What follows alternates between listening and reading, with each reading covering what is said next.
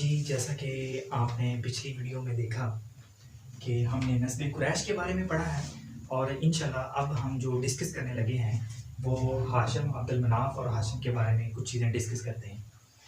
अच्छा जी, देखिए सबसे पहले जो हाशिम थे हमने पढ़ा कलाब और कुसई और इसके बाद मनाफ और मनाफ के आगे 4 बेटे थे। अब्द शम्स था, नौफल था, हाशिम था और मुतलब था और जो हाशिम था ये बड़ा बेटा था। अब क्या था, मैं एक छोटा-सा मैप ड्रा करता हूँ, आपको वो काफ़ी आइडिया हो जाएगा।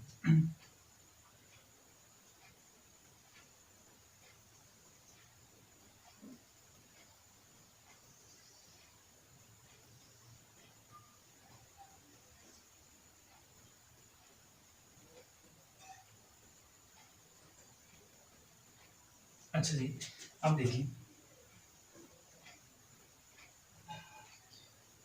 ये है हमारे पास यमन, ठीक है? ये है ओमान,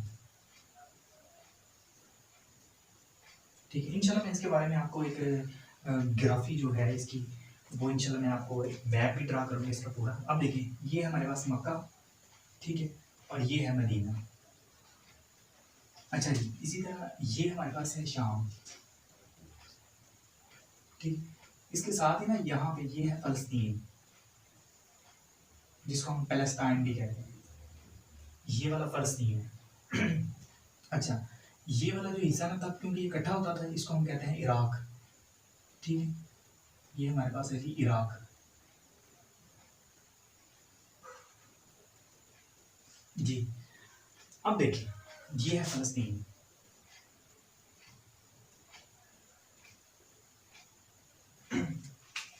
अब देखें, जो हाशिम थे ना, ऐसा हुआ असल में ना, जो हाशिम का असल नाम था, वो था उमरो अल उलम, ठीक है? असल इसका नाम था। और जो हाशिम का लक़ब था, असल में वो हाशिम का लक़ब था। लक़ब कैसे पड़ा, इसके बारे में मैं आपसे थोड़ा-सा डिस्कस करता हूँ। अब ऐसे हुआ, एक दिन ना मक्के के अंदर कहत साली पड़ गई, ठीक है? काफ़ी भूख थी और खुश्क साली थी और सब्ज़ा भी नहीं हो रहा था, वेजिटेबल्स भी नहीं हो रही थी। तो क्या हुआ कि ये जो हाशिम थे ना, ये चले गए यहाँ फ़लस्तीन में, ठीक है? यहाँ से जाके ये गंदम वगैरह और आटा वगैरह लेके आए। तो जैसे ही ये गंदम और आटा वगैरह लेके आए, तो इन्होंने क्या किया, यहाँ मक्के में आके खाना बनाया और सारे लोगों में तक़सीम कर दिया, ठीक है? जैसे ही तक़सीम किया, तो हाशिम इनका वहाँ से जो लक़ब पड़ गया, ठीक हो गया? वहाँ से इनका नाम जो था ना, वो हाशिम पड़ गया। तब से लोगों ने इनको फिर हाशिम कहना शुरू कर दिया और हाशिम का मतलब होता है रोटी को तोड़ना, ठीक है? अच्छा जी, अब देखिए आगे हम बात करते हैं इसकी। एक दिन ऐसे हुआ मक्का से, ये जो मक्का है, हाशिम, क्योंकि ये जो ट्राइब था ना, ये कुरैश, इनका काम था ट्रेड करना, ठीक है? ये हमेशा जो ना वो ट्रेड करते थे, ठीक है? इनका काम ही ट्रेड था। तो ये तिजारत, ये क्या करते थे, ये इंडिया से जो मर्च वगैरह और इस तरह डिफरेंट जो चीज़ें थी, वो लेते, ठीक है? और लेके फिर यमन में आती और यहाँ यमन से लेके ये शाम की मंडी में जाते थे, ठीक है? अब गर्मियों में ये शाम की मंडी जाते थे और इस तरह जब सर्दी होती, तो ये यमन की मंडी में आते थे, ठीक है? यहाँ पे ही सेल करते थे। और यहाँ पे ना इस तरफ, ये जो हिस्सा है, ये वाला, यहाँ पे एक बहुत बड़ी एम्पायर थी, ठीक है? जिसको हम नाम कहते हैं रोमन एम्पायर, ठीक है? और इस तरफ ना, इस तरफ एक बहुत बड़ी एम्पायर थी, क्योंकि ये ईरान था, ठीक है? ईरान।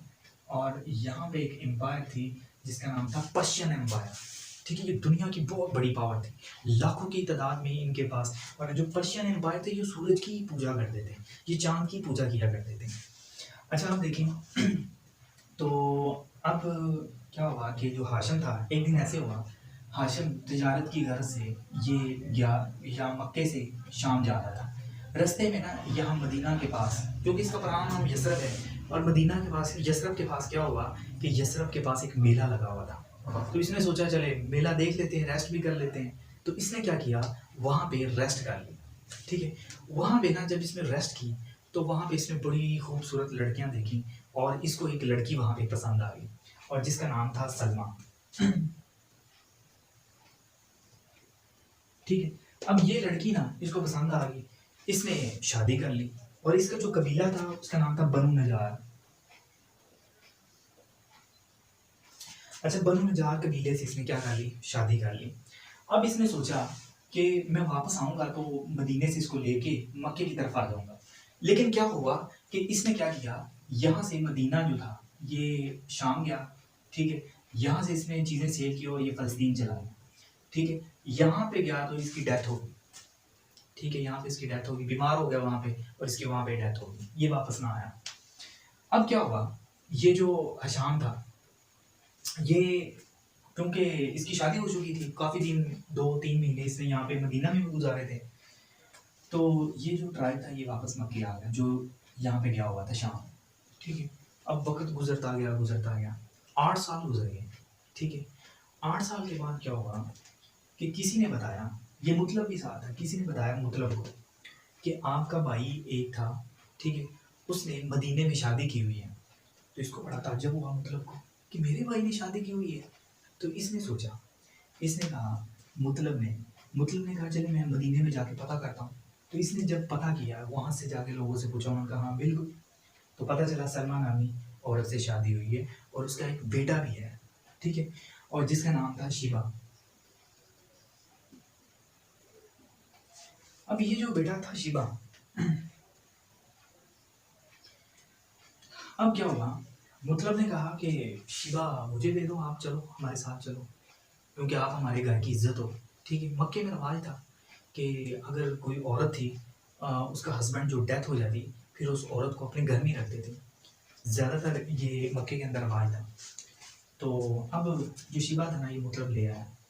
तो मुतलब के साथ जब शिबा ने रहना शुरू कर दिया तो लोगों ने फिर कहा कि मुतलब का बेटा है, मुतलब का बेटा है, मुतलब का गुलाम है, मुतलब का गुलाम है, ठीक है? तो मुतलब फिर लोगों ने ना नाम रख दिया शिबा, ठीक है? इसका नाम था। फिर लोगों ने क्या किया, लोगों ने एक नाम रख दिया जिसको कहते हैं अब्दुल मुतलिब, ठीक है? अब असल बेटा किसका था, हाशिम का था, ठीक है? तो अब क्योंकि ये लेके आया था, मुतलिब इनका नाम था, तो अब क्या, जो शिबा जो थे इनका नाम पड़ गया अब्दुल मुतलिब, नाम पड़ गया, ठीक है? अब इनका नाम जो अब्दुल मुतलिब पड़ गया। तो इसी तरह अब्दुल मुतलिब जो थे, वो क्या हुआ, हाशिम के बाद जो कंट्रोल था सारा, वो किसको मिला, मक्के की जो चाबियां थी वो अब्दुल मुतलिब को मिली। तो इंशाल्लाह यहाँ से जो आपको एक नई चीज़ बताने लगा हूँ। अब जो मुतलब थे, मुतलब बड़े होते गए, एक दिन क्या हुआ, जो हज़रत मुतलब थे, इनको ख्वाब आया। ख्वाब क्या आया कि ज़मज़म का कुआँ ढूँढे, ठीक है? ज़मज़म का कुआँ ढूँढे, खून और गोबर के दरमियान। परेशान हो गए, सोचा यार मुझे ऐसे ही ख्वाब आया है, लेकिन दिन गुजरते, अगले दिन फिर वो ख्वाब आया, ठीक है? क्योंकि ये हज़रत मुतलब थे जो, ये हज़रत इब्राहीम अलैहिस्सलाम का जो इस्लामी मज़हब था उसको फॉलो करते थे। तो जब इनको दोबारा ख्वाब आया अगले दिन कि खून और गोबर के दरमियान जो है वो ज़मज़म का कुआँ है, उसको ढूंढें, तो ये बड़े परेशान हुए, इन्होंने कहा हाँ बिल्कुल हो सकता है। तो तीसरे दिन फिर इनको ख्वाब आया, खून और गोबर के दरमियान चिंटियों के छत्ते के पास। तो इन्होंने कहा हाँ ठीक है मैं ढूंढता हूँ। तो इन्होंने फिर क्या किया, अब्दुल मुतलब ने, ये चले गए, जो ख्वाब में जगह दिखाई दी ये वहाँ पे चले गए। तो वहाँ पे जब गए, इन्होंने कुएं की खुदाई की, और भी लोग साथ थे, तो सब ने कहा जी हमारा भी नाम होना चाहिए, हमारा भी नाम होना चाहिए, क्योंकि जो कबीला जुर्म थे ना, कबीला जुर्म, ये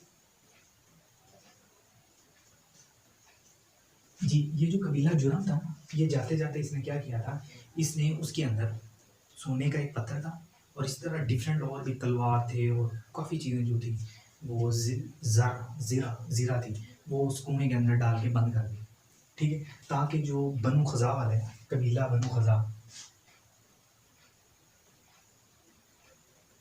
बनु ताकि जो कबीला बनु खज़ा है, क्योंकि इनकी यहाँ पे मक्के में हुकूमत आ चुकी थी, तो ये जाते जाते जो कबीला जुर्म था, इसने क्या किया, उस कुएं को बंद किया हुआ था। अब क्या हुआ, अब्दुल मुतलब ने जब खोदा तो वहाँ से झगड़ा स्टार्ट हो गया। लोगों ने कहा, किसी ने कहा कि मैंने खोदा है और हमारा भी नाम शामिल करें। तो अब्दुल मुतलब वहाँ से वापस आ रहे और वहाँ से उसने दिल में एक ठान ली बात कि अब इंशाल्लाह, कि क्योंकि कमज़ोर पड़ गए थे, ठीक है, लोगों के सामने, वहाँ से उन्होंने ठान ली बात अपने दिल से कि मैंने इंशाल्लाह अब ज़्यादा से ज़्यादा अपनी नस्ल को बढ़ाना है। तो वहाँ से अब्दुल मुतलब ने फिर 6 मैरिज की, ठीक है? और अपने, क्योंकि उनके ये था कि मैंने अपनी ज़्यादा ट्राइब बड़ा करूँगा और मेरे पास पावर ज़्यादा हो जाएगी, ठीक है, बेटों की, लोग मुझसे डरेंगे। तो फिर उन्होंने 6 मैरिज की, इंशाल्लाह मैं आपको सिक्स मैरिज के बारे में भी बताऊँगा।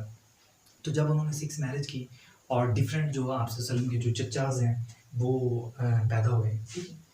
तो अब क्या था, 10 बेटे पैदा हुए, पहले जितनी भी शादियाँ, 5 शादियों में 10 बेटे पैदा हुए।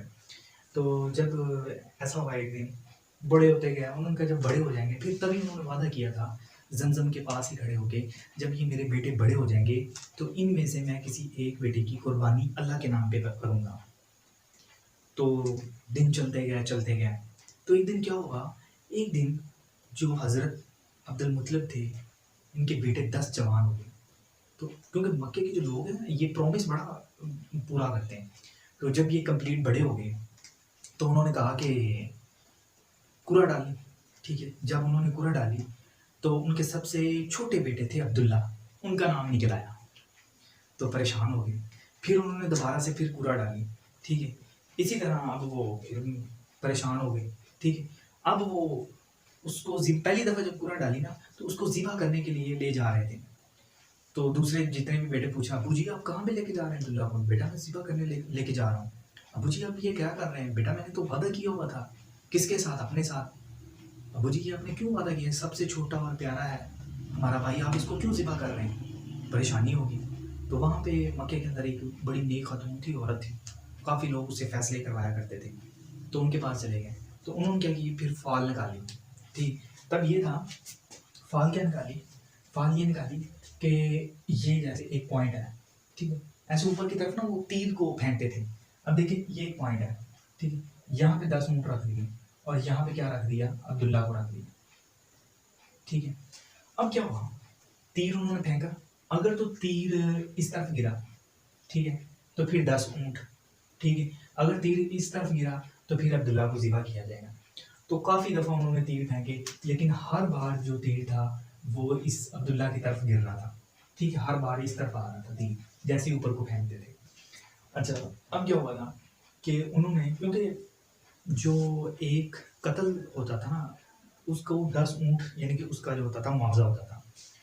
तो अब्दुल्ला को जब पहली दफ़ा तीर, क्योंकि ज़ाहिर बात अब्दुल्ला को उन्होंने ज़िबा करना था, तो उसके 10 ऊँट हो गए। इसी तरह 10 दफ़ा उन्होंने तीर जो थे फाल निकाली, और 10 दफ़ा जो 10 के कितने ऊँट बने? 100, यानी कि 100 ऊँट। 100 के बाद जो था वो क्या हुआ, वो इस तरफ जा गिरा, ठीक है। तो उसके बाद क्या हुआ, फिर जो फाल थी वो इस तरफ जा गिरी। और फिर उन्होंने क्या किया कि हज़रत अब्दुल मुत्तलिब ने क्या किया, 100 ऊँट ज़िबा कर दिए, और इसी तरह हज़रत अब्दुल्ला की जो जान थी वो बच गई। तो इसीलिए आप सल्लल्लाहु अलैहि वसल्लम ने क्या कहा कि मैं 2 ज़बीउन का बेटा हूँ, यानी कि हज़रत इब्राहीम अलैहिस्सलाम का भी और अब्दुल्ला का भी। फिर इसी तरह आप सल्लल्लाहु अलैहि वसल्लम ने खुतबा हिज्जतुल वदा के अंदर क्या किया कि 100 ऊँट ज़िबा किए। हालाँकि मेरे ख्याल दूसरी हिजरी के अंदर क्या था, दूसरी हिजरी के अंदर कुर्बानी का हुक्म हो चुका था, ठीक है। लेकिन आप सल्लल्लाहु अलैहि वसल्लम ने खुतबा हिज्जतुल वदा के अंदर क्या किया, 100 ऊँट कुर्बान कर दिए। क्यों किए? और हज़रत अली थे, वो यमन से आए, इधर आए, इधर से 100 ऊँट खरीद के मक्के पहुँच गए, ठीक है। तो आप सल्लल्लाहु अलैहि वसल्लम ने 63 ऊँट ज़िबा किए, और बाकी जो 37 ऊँट थे वो हज़रत अली ने ज़िबा किए, ठीक है। तो इसका मतलब ये था कि आप सल्लल्लाहु अलैहि वसल्लम की 63 जो एज है, हर ऊँट को डिवाइड किया गया 1 ईयर के ऊपर से। तो इंशाल्लाह बाकी अगला मैं इंशाल्लाह अब हज़ूर सल्लल्लाहु अलैहि वसल्लम की हम पैदाइश के बारे में बात करेंगे। तो हज़ूर सल्लल्लाहु अलैहि वसल्लम की पैदाइश के बारे में मज़ीद हम डिस्कस करेंगे। प्लीज़ इस चैनल को सब्सक्राइब करें, ज़्यादा से ज़्यादा शेयर करें। मुझे व्यूज़ लेने का बिल्कुल भी शौक़ नहीं, लेकिन मैं इंशाल्लाह अपने पाकिस्तानियों के लिए और अपने जितने भी लोग हैं मुस्लिम्स के लिए ये हिस्ट्री ऑफ मुस्लिम जो है, हिस्ट्री ऑफ इस्लाम जो है, ये इंशाल्लाह डिस्कस करूँगा। ओके, जज़ाकल्लाह।